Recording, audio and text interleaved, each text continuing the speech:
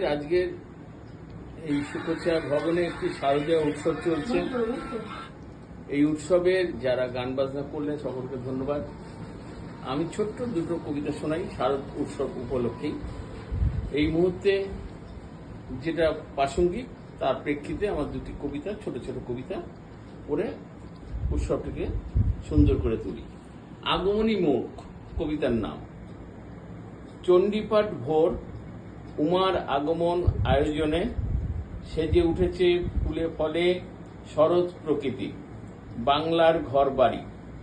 আনন্দ উৎসবে বেজে ওঠে আগমনী সুর। তোমার আগমন বার্তায় মেতে উঠেছে মানুষ, উল্লসিত পুলকিত উচ্চাসার নিবিড়তম দাবি নিয়ে হৃদয়ে আঁকছে তোমার আগমনী পথ। তুমি সতের মুখে হাসি, তুমি অসতের প্রতিবাদী রূপ। তোমাকে প্রয়োজন বারবার, তুমি সকলের আগমনী মুখ, তুমি সকলের আগমনী মুখ। এবার দ্বিতীয় কবিতা এলো শারদিয়া।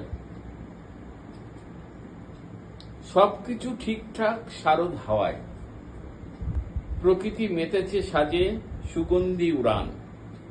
শিউলি বকুল পদ্ম ফুলের শোভায়, আবাল বৃদ্ধা বনিতা নিত্যানন্দ প্রাণ।